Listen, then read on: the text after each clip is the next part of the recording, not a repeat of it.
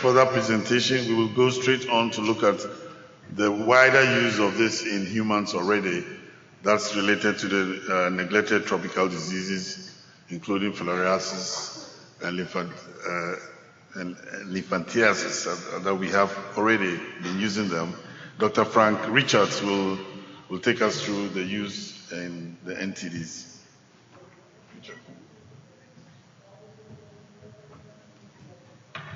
Thank you very much. Good afternoon. I am going to talk a bit about the NTD programs and the use of ivermectin in neglected tropical diseases, and try and touch a little bit on where, if we get to the end of the road and we are using ivermectin in some way against malaria, how those two programs might align. So let's see, my slides are there. Good. So first of all, I just want to point out that the NTDs is a great success in branding, because a decade and a half ago nobody talked about NTDs. They were a whole host of different conditions. And here's a picture of the late Kofi Annan in the bottom here, talking about hidden successes, emerging opportunities in the neglected tropical diseases at the World Bank.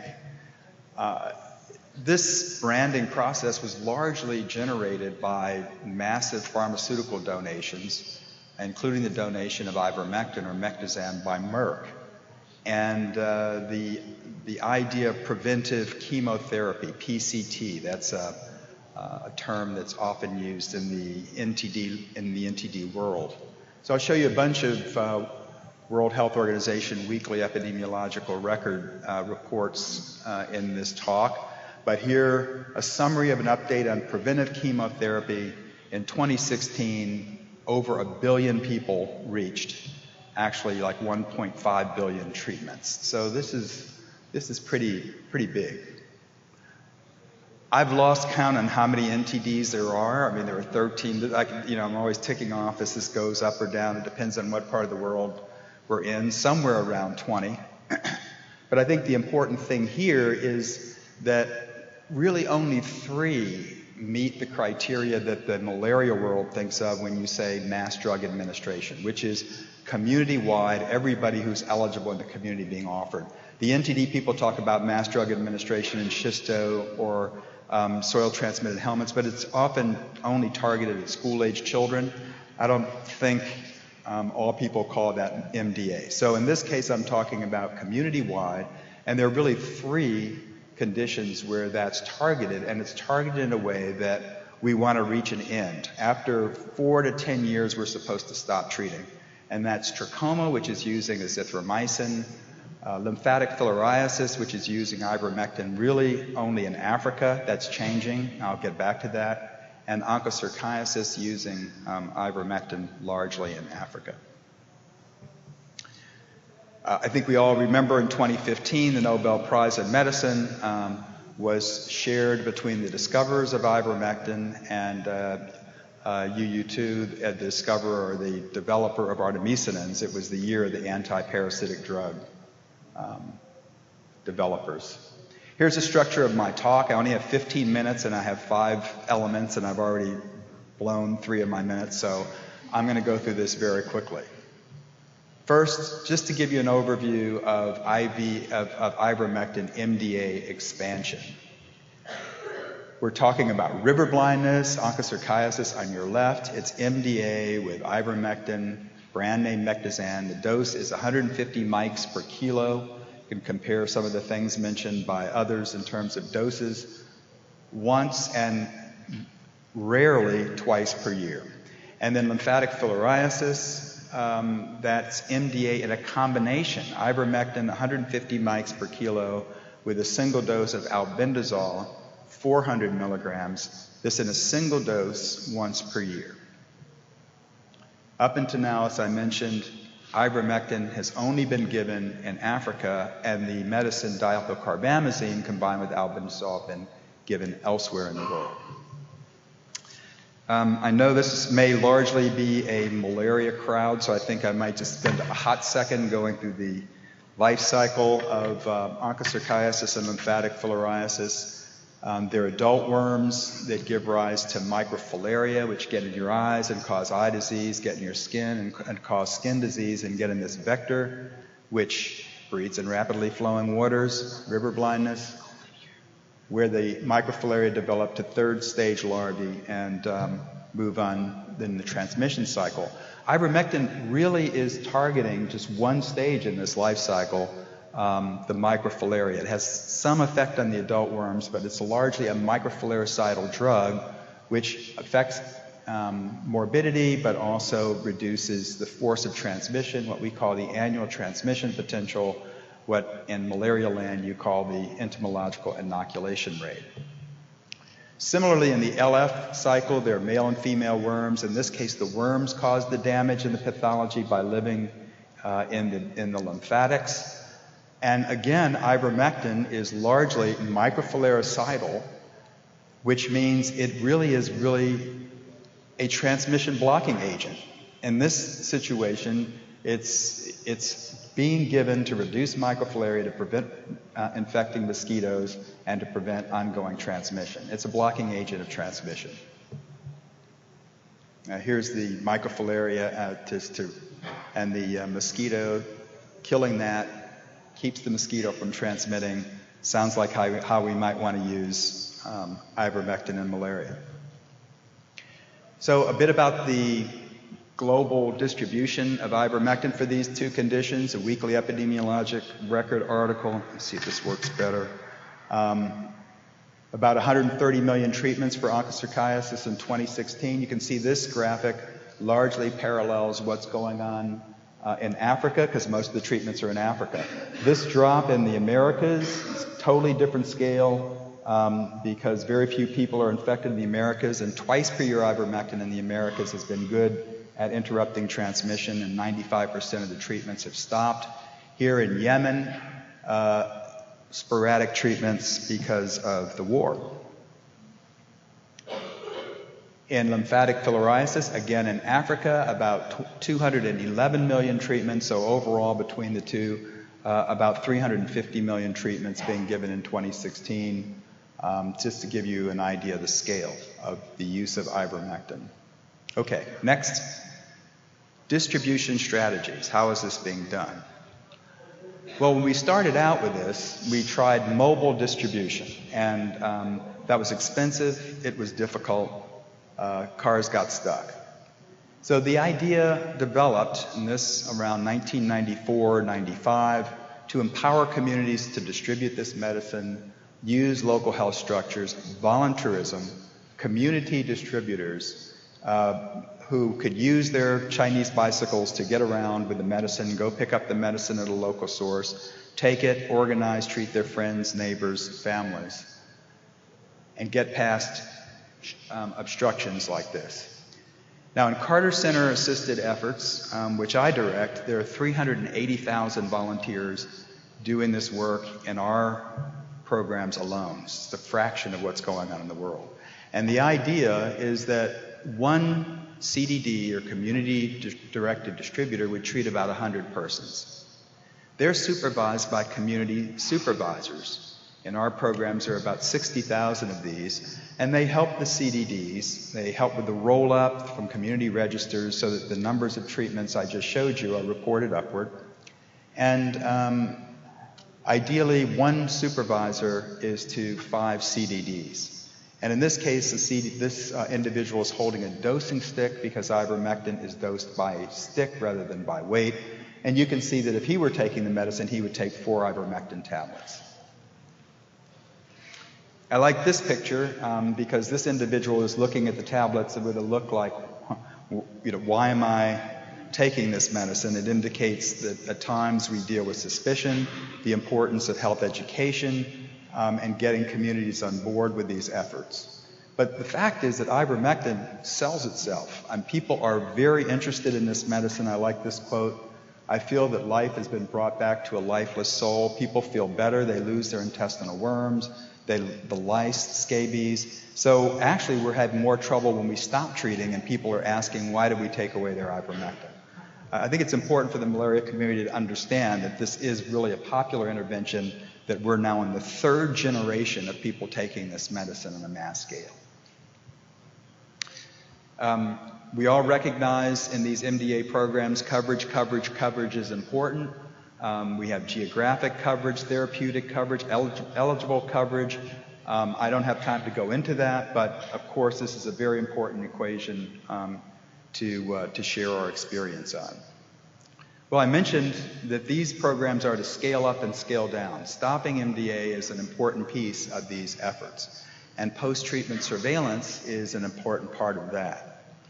This is a picture of the guidelines for stopping mass drug administration and verifying elimination of transmission in onchocerciasis.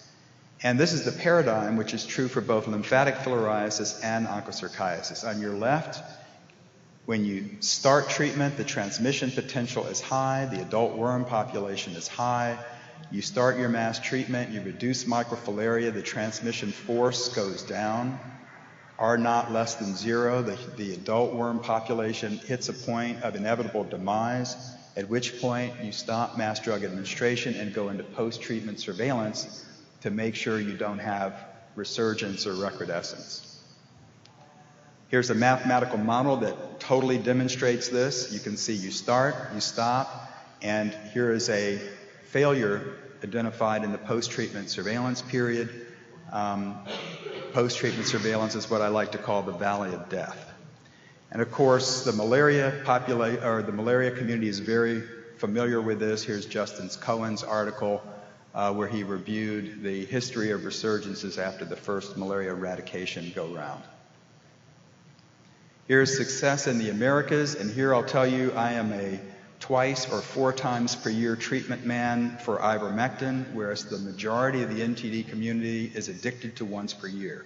This is going to be an interesting area of tension based on the intensive use that the malaria team is thinking of using ivermectin.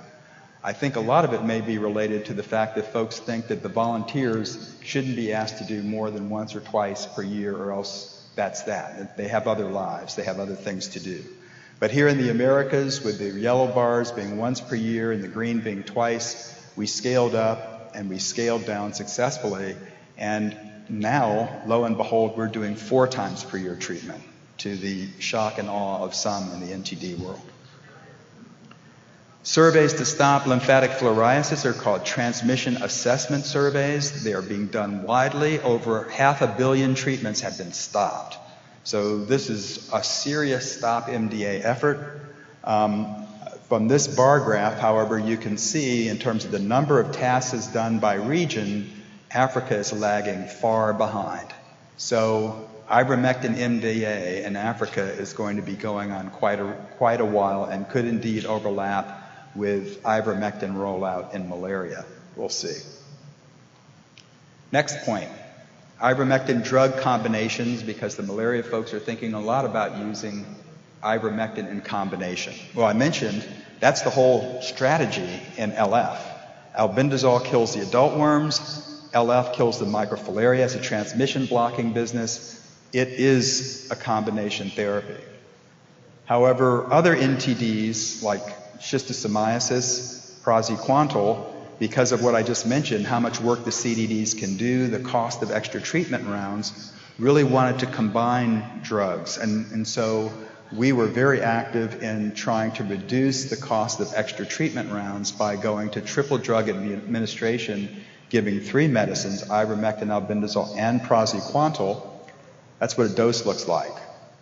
And in this case, an adult would take 4 ivermectins, 5 praziquantel tablets, and an albendazole tablet in a single dose. And when you're doing your training with your CDD, you don't want to mix up this oblong tablet with that oblong tablet in the dosing schemes.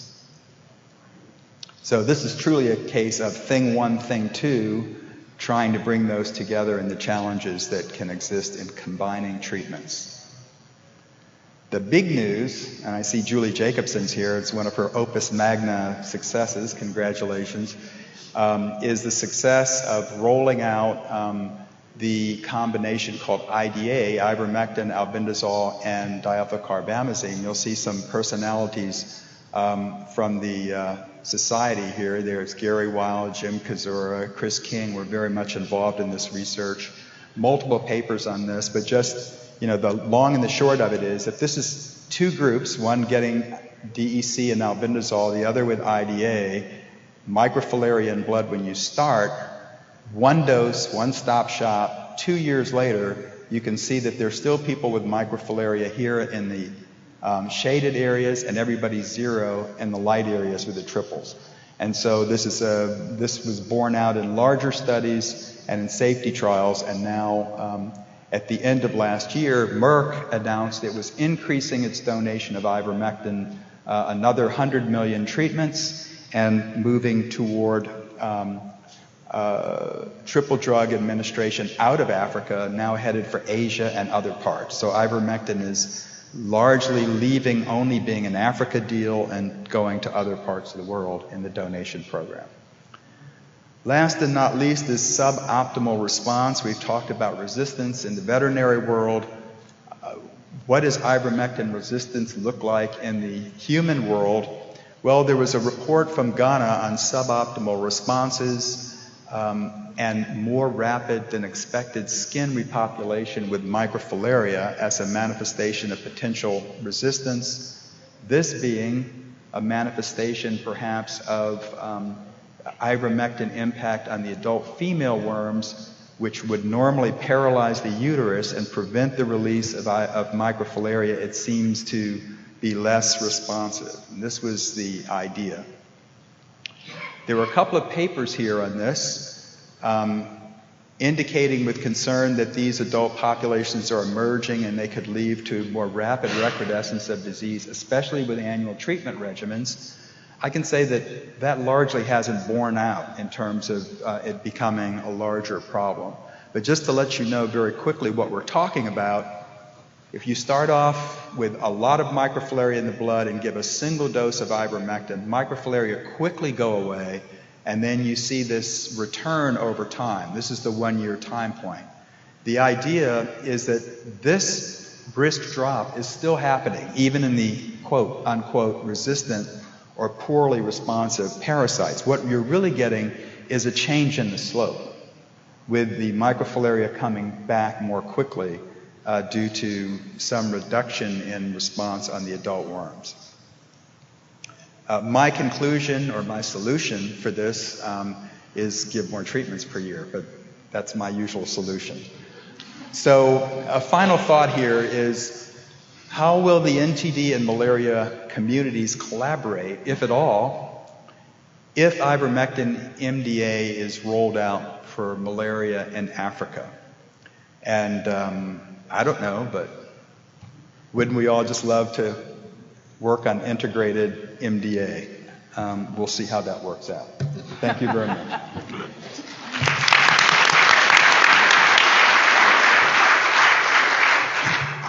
So, any quick burning question?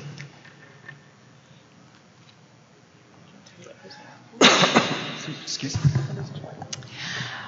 Just one question, Frank. I didn't hear you mention stopping ivermectin treatment and potential if ivermectin is being used for malaria and that affecting hitting targets for NTD programs. Do you want to comment on that?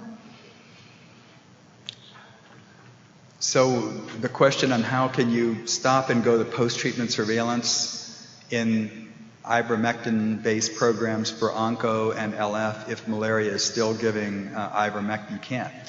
I don't see how you would be in post-treatment surveillance. So my feeling right now is that the malaria program, if it were to go to multiple treatments per year as outlined, I'd love to see the mathematical modelers who do onco look at that. Oral lymphatic filariasis is going to do a great job at getting rid of onco and LF on the continent. I do think that it would be incumbent on the NTD community to try and find out some new ways to look at this short of doing post-treatment surveillance, and would have to develop some new tools to maybe make the assessment of the absence of the parasite now in a way that doesn't require an observation time. Yeah, thank you. I think even as we look to the malaria people and the people working in malaria and telling them it's okay to use ivermectin, and remember that we are using ivermectin in Africa for LF. I think we need to clarify that it is not all Africa that is using ivermectin, because there is the East African coast where there is no experience of using ivermectin. So as you consider, the malaria people consider using ivermectin in Africa, just remember that some parts of Africa have never experienced ivermectin before. Maybe you'd like to comment on that. Well, I think given the shortage of time, there are two other points that I would have brought up, and one is the challenges in using IDA in Africa because of DEC's potential effects on onco, and that's why Kenya can use DEC because it doesn't have onco. But the other major, the elephant in the room that I didn't talk about is the Loa issue, which is another major issue that I've tried to mention multiple times to my malaria colleagues, is going to restrict plans to use ivermectin in large parts of the continent unless that can be sorted out. So I'll just throw those out as placeholders to come back to. Thank you. Thank you very much.